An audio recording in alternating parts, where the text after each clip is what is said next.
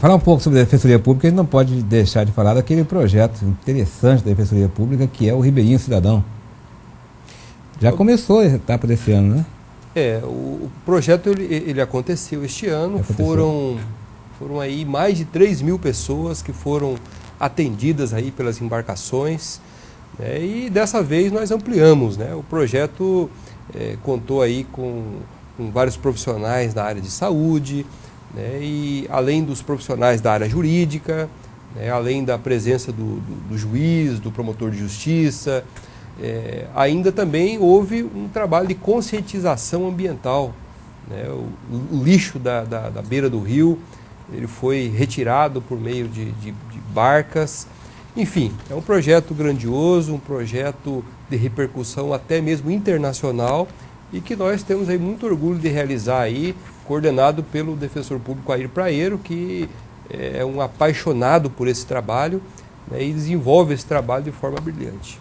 Doutor Air Praeiro está sumido, né? Deu o Ribeirinho pro projeto aí, Ribeirinho Cidadão, que eu não encontrei mais ele, mas também está lá, né? Estava lá todo esse tempo, né? Exatamente, foram muitos dias, né? Foram 2 embarcações e o trabalho preparatório para a realização desse projeto também é muito estafante, muito trabalhoso, né? Então, as parcerias que precisam ser firmadas antes da realização do projeto, né? Então, evidentemente que o Dr. Air, ele desempenha esse trabalho aí já há algum tempo e dessa vez, como não poderia deixar de ser, foi um sucesso total, né? Como eu disse, foram mais de 3.000 pessoas, né? E agora o Dr. Air está retomando aí novamente as suas atividades aí, principalmente na área da regularização fundiária, né? Que é um trabalho que nós já estivemos aqui no programa, tratando, né? E aí ele está de volta aí e à disposição da sociedade para continuar aí exercendo essas atividades. Doutor André, houve recentemente, há cerca de um mês e pouco, aí também um clima um tanto quanto um pouco tenso dentro da Defensoria Pública no relacionamento com o Executivo Estadual, governador. Haviam algumas reivindicações que a Defensoria Pública estava buscando, que acabaram, na época, não estavam sendo atendidas. Como é que se resolveu tudo aquilo? Quais eram as reivindicações e o que a Defensoria conseguiu avançar? Nofre, primeiramente, quando eu assumi a chefia da Defensoria Pública, né, nós, evidentemente, que já tínhamos aí uma consciência de que o nosso orçamento ele é um orçamento insuficiente para a manutenção das nossas atividades. E aí eu busquei um diálogo com o governador para que nós pudéssemos fazer uma tratativa no sentido de melhorar este orçamento. Muitas conversas foram realizadas, mas infelizmente o momento econômico que o Estado estava atravessando e ainda continua atravessando não é o dos mais favoráveis, né? E evidentemente que os nossos pleitos não foram atendidos, né? E evidentemente isso acabou criando um mal-estar, porque eu precisei dar uma satisfação para a sociedade a respeito do porquê que a Defensoria Pública ela estava um pouco engessada, né? E até mesmo teve as suas atividades suspensas em algumas comarcas do interior. Por fim, né, nós tivemos uma conversa com o governador, né, e ficou acertado de que haveria aí a possibilidade, né, de se fazer aí um planejamento no sentido de nos próximos 3 anos se estabelecer aí um percentual de participação da receita corrente líquida do Estado para a Defensoria Pública, né, a semelhança do que já acontece aí com outros poderes.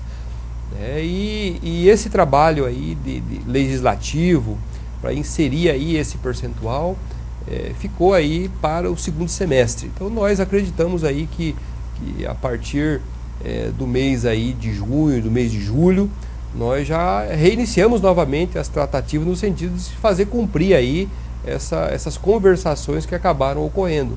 E evidentemente que nós temos que ter paciência, temos que ter tranquilidade para esperar o momento certo, né? A economia do Estado, como eu disse, não está atravessando uma boa fase, né? Nós sabemos que a evolução orçamentária, a evolução ela é lenta, ela é gradativa, né? E evidentemente que ela tem que acompanhar também a evolução da arrecadação.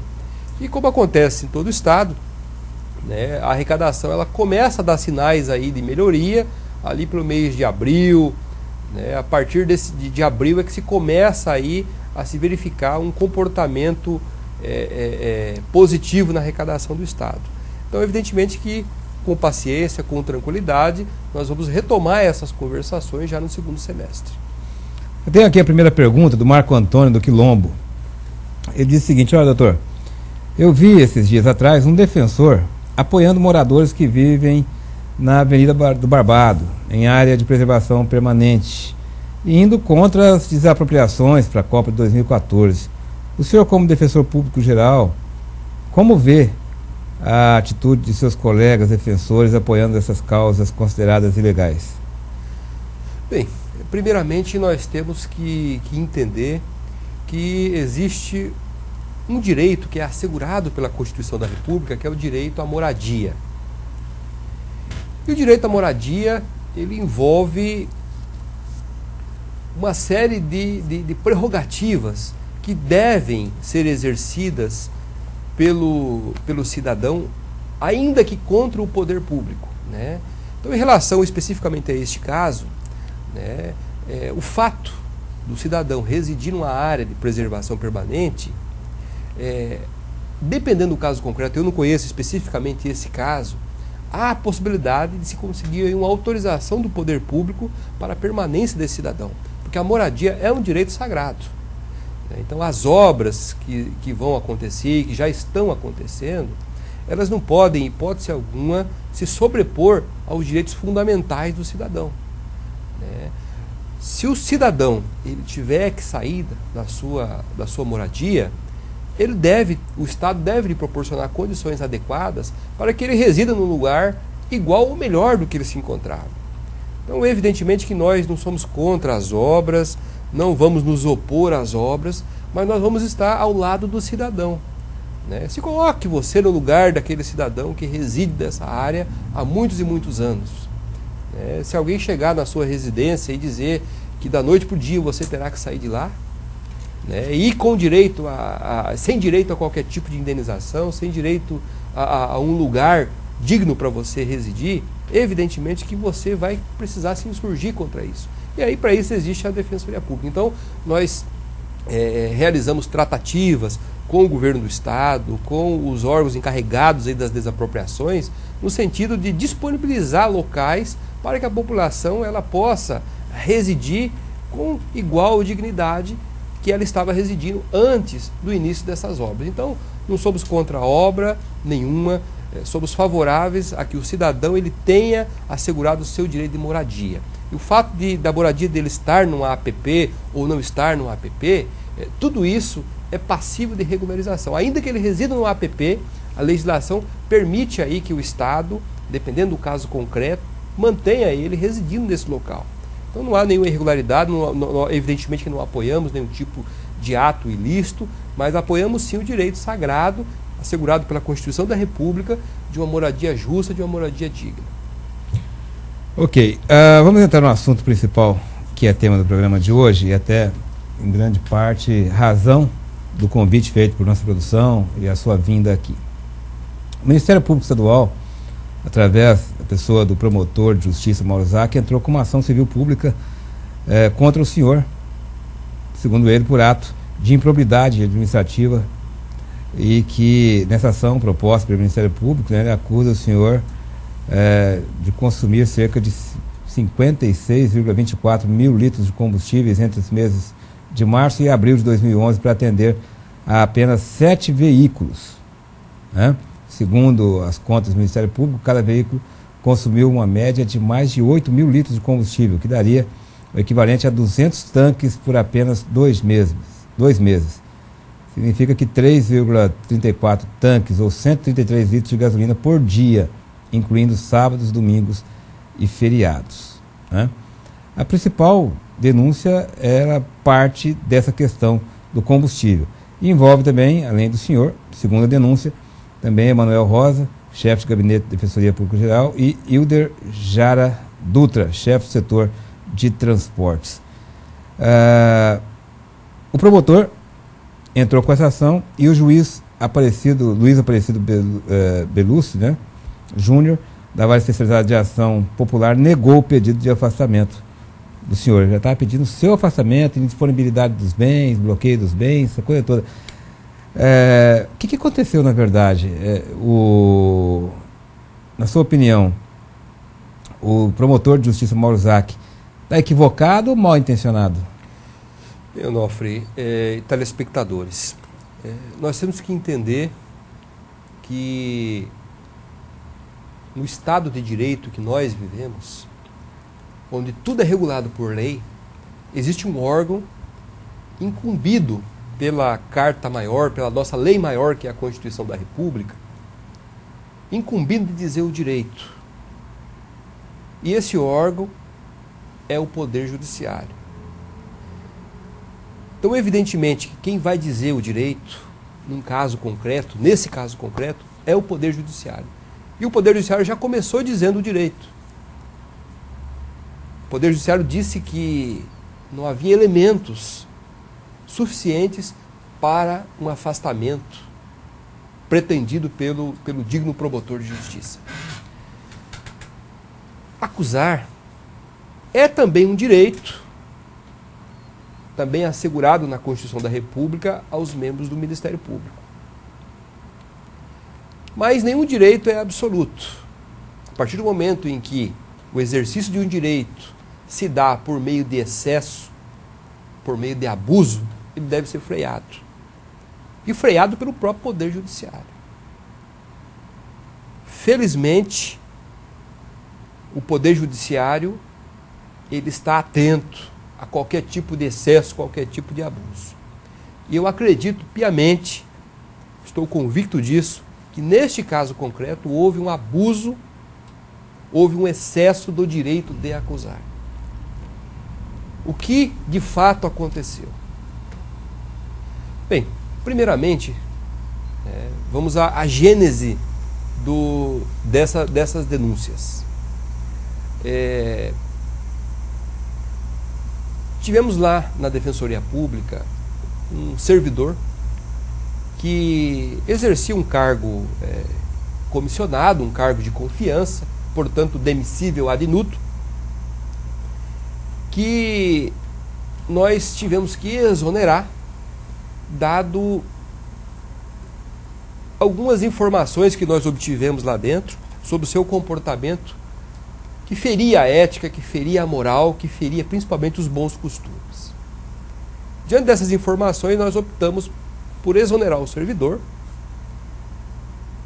já que ele não se prestava aí para estar no nosso meio. Esse servidor, ressentido, com espírito vingativo, buscou aí uma ONG e por meio desta ONG forneceu aí cópias de notas fiscais, de aquisição de combustíveis, entre outras notas de outros serviços prestados à Defensoria Pública. E de forma maquiavélica, de forma fantasiosa, esse servidor apontou aí que nós havíamos praticado aí uma série de irregularidades ilícitas do ponto de vista administrativo. Essa ONG convocou uma coletiva, fez uma divulgação desses fatos e encaminhou aí cópia dessas denúncias para o Ministério Público e para a nossa corregedoria. Muito bem. O que fez a nossa corregedoria, o que fez o Ministério Público? A nossa corregedoria instaurou um procedimento administrativo e nesse procedimento administrativo pediu a instauração de processo administrativo para apurar. Ainda na esfera administrativa, a pessoa que tinha poderes para analisar este relatório entendeu por bem que não haviam aí indícios aí suficientes, não havia aí justa causa para se instaurar processo administrativo contra a minha pessoa. E o Ministério Público, o que fez de posse dessas denúncias, optou em promover uma ação civil pública contra a minha pessoa, buscando aí esse afastamento. Penso eu, e inclusive em entrevista coletiva que dei esta semana, passei a opinião de que tudo isso que estava acontecendo, na verdade, nada mais representa do que uma forma de autopromoção deste membro do Ministério Público, que, no meu ponto de vista, é uma pessoa mal intencionada, uma pessoa que tem pretensões, inclusive políticas, e que gostaria muito que esse afastamento ocorresse para ele conseguir a promoção necessária que ele precisa para obter aí as suas pretensões. O mérito. Na verdade, o que aconteceu? Nós, em 2010, tínhamos uma frota de 13 veículos. Desses 13 veículos, apenas 7 estavam funcionando. O resto estava quebrado. Nosso consumo, evidentemente, em 2010, foi um consumo pequeno. Em 2011, quando eu assumi a chefia da Defensoria Pública, nós fizemos um contrato de locação de veículos para destinar veículos para a capital e para o interior, haja vista que, dado a grande soma de valores que nós teríamos que investir para comprar mais veículos, para poder aparelhar as defensorias públicas, esse valor era um valor que nós não tínhamos naquele momento, e o conserto dos veículos também gerava uma despesa muito alta, e a semelhança do que acontece com o governo do Estado, que acontece aí com outros órgãos públicos, a locação sempre tem se mostrado o melhor caminho. Então, usando aí uma ata de registro de preços, nós optamos na contratação da locação de alguns veículos, né, cerca de pouco mais de 35 veículos, destinado às defensorias públicas. Aliado aos veículos que nós já tínhamos, né, a nossa frota, aliado aos veículos que nós já determinamos o conserto, nós chegamos a um total de 51 veículos, que é a quantidade da nossa frota atual. E evidentemente que nós precisamos aí fazer uma aquisição de combustível para o ano de 2011. E aí nós fizemos um planejamento, em 4 meses nós fizemos um planejamento para em 4 meses nós pudéssemos adquirir aí a quantidade suficiente de combustível para rodarmos aí durante o ano todo. Evidentemente que, como não tínhamos controle efetivo do consumo de cada veículo, nós fizemos uma estimativa de quanto é que cada veículo poderia consumir aí durante aí um mês. E baseado nisso fizemos um cálculo, multiplicamos isso por 12 e aí fizemos a reserva do recurso necessário para a aquisição desses combustíveis. O combustível foi adquirido, né? A empresa que nos forneceu o combustível, ela nos forneceu aí vários cupons, vários tickets que foram guardados num cofre que nós adquirimos e deixamos aí sob o controle do gerente de transportes. O gerente de transportes, durante o ano todo, né, ele distribuía esses tickets, esses cupons para os núcleos, encaminhava para os núcleos, né, e encaminhava também para os outros servidores, os outros motoristas, para o abastecimento na capital. Muito bem. O que fez esse promotor de justiça? Ele pediu informações para alguns defensores públicos do interior sobre qual era o consumo efetivo. E aí, com base no informado por esse promotor, aliás, por esses defensores públicos, o promotor ele fez uma comparação com o valor que nós estimamos de consumo e concluiu, de acordo com o seu entendimento, de que o que nós estimamos e o que nós compramos era um valor muito superior ao que efetivamente se gastava no veículo. Ou seja, ele pegou lá meia dúzia de veículos do interior, onde evidentemente se roda muito menos do que se roda aqui na capital, certo? E, com base nessa comparação absurda, ele apontou aí para a pessoa do defensor público geral, da pessoa do gerente de transportes, para a pessoa do chefe de gabinete da Defensoria Pública, que estava ocorrendo alguma coisa errada, que esse consumo era absurdo, que isso é superfaturado, enfim. Ele acabou aí, com base nesse argumento, nessa fundamentação, ingressando com a ação civil pública, alegando que eu havia cometido improbidade administrativa. Eles apresentam um monte de números, falam que o combustível Sim, de 2 meses dá para ir na Lua 5 vezes e voltar. Isso. Evidentemente que ele não fez a conta que nós fizemos. Nós fizemos uma aquisição para um uso durante um período prolongado de meses. Se eu entendi, doutor André, a diferença é essa. Ele fez as contas dos combustíveis como se fosse para 2 meses, mas na verdade era para 1 ano, exatamente. Não para 2, mas para 12 meses. Ou seja, ainda existe combustível ainda, desse combustível que foi comprado? Já está no final, já está acabando mas ainda o combustível. Está usando até agora. Mas foi adquirido lá em março do ano passado. Em março do ano passado. Há 1 ano atrás. Exatamente, em fevereiro, março do ano passado que foi adquirido. Então não é para 2 meses, são para 12 meses. Exatamente. E a frota que ele usou, que foi de 7 veículos, não é de 7, mas sim de 51 veículos, exatamente, é isso? Exatamente. A diferença que está dando é essa. Exatamente. Mas enfim, eu penso comigo que o abuso, né, o excesso que ele cometeu é gravíssimo. Por quê?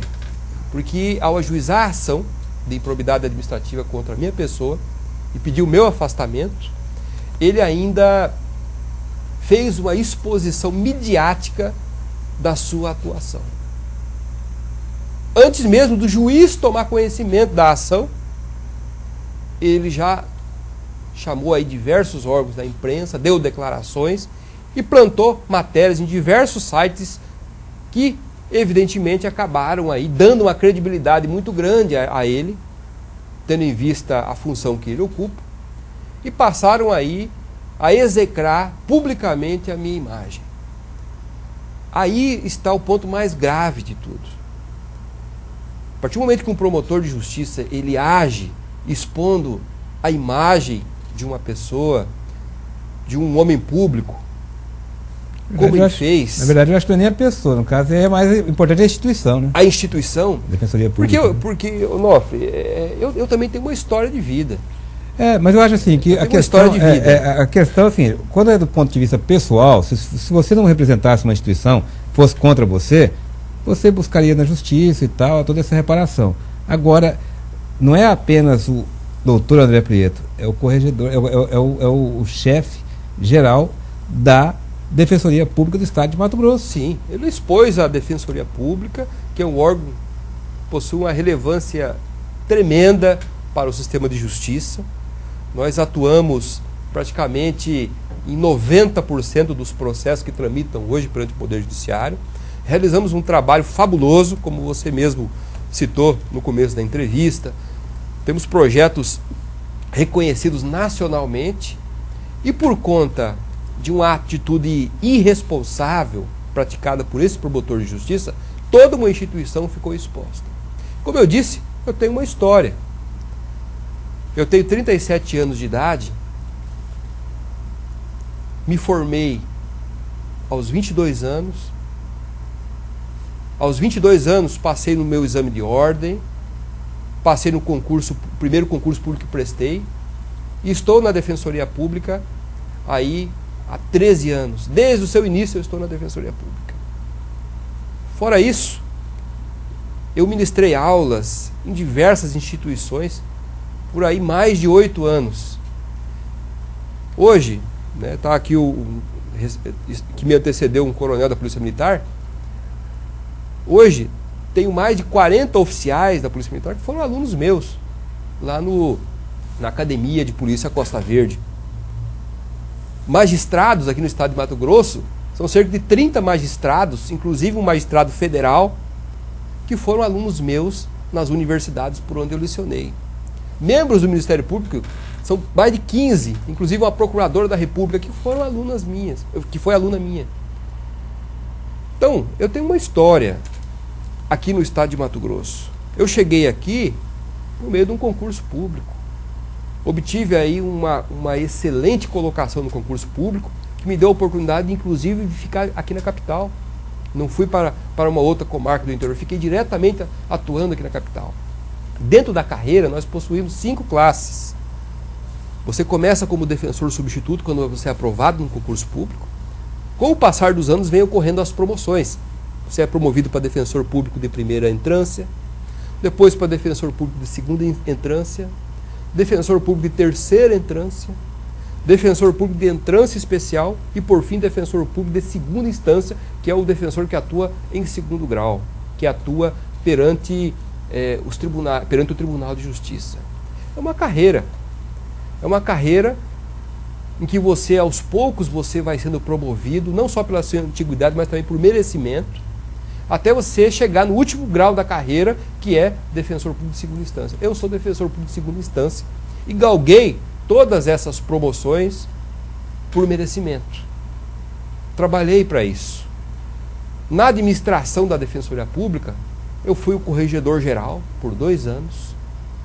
Eram 7 candidatos, dos 7 indicados numa lista tríplice, eu fui o escolhido para atuar como corregedor geral da instituição por 2 anos.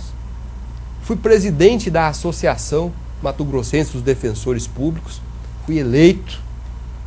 Eram 2 candidatos e eu me sagrei vencedor. E, por fim, sou o defensor público geral, porque também enfrentei uma eleição. Eram 5 candidatos, inclusive disputei contra o meu antecessor, que buscava a reeleição, e consegui ser o primeiro colocado, ser o mais votado pela classe. E consegui ser nomeado pelo governador. Então é toda uma história de vida. Sou casado, pai de 2 filhos, tenho amigos, pessoas que admiram a minha pessoa, que admiram a minha trajetória.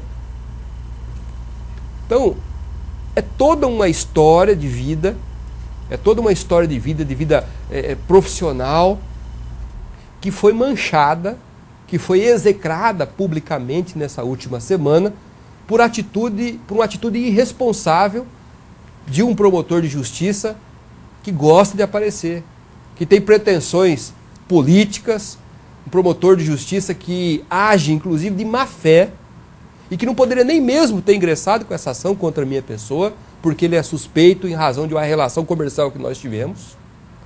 E mesmo assim ele optou em ingressar com essa ação, execrando publicamente. Então isso é muito sério, viu? Claro. O direito de informação, ele é assegurado pela Constituição da República. Mas o direito à imagem, o direito a você não sofrer dano à sua moral, à sua reputação, também ele é assegurado pela Constituição. Então nenhum direito é absoluto. Se existe o direito de ingressar com a ação,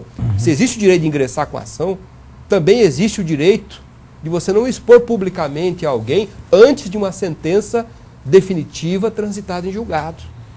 Então é muito sério isso, né? E eu vou fazer uso de todos os meios possíveis e inimagináveis para eu ver reparado esse dano. É um dano seríssimo,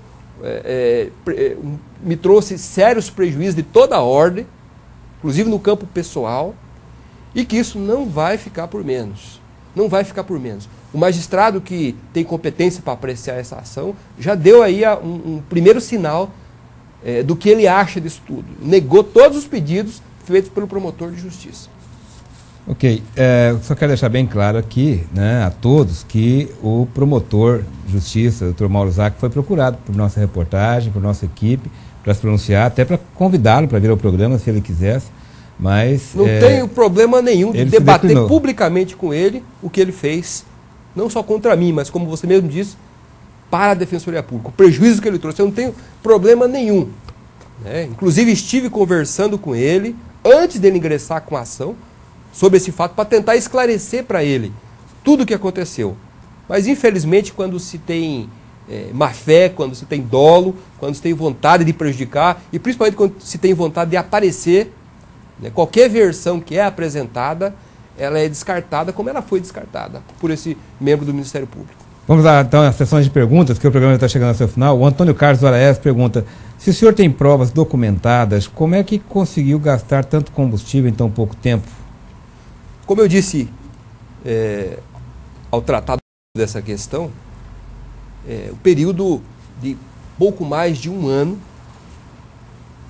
é que esses combustíveis eles foram gastados, eles foram consumidos. Então, não foi gastado em pouco tempo. Se você fizer uma média aí, da quantidade de combustível, dividir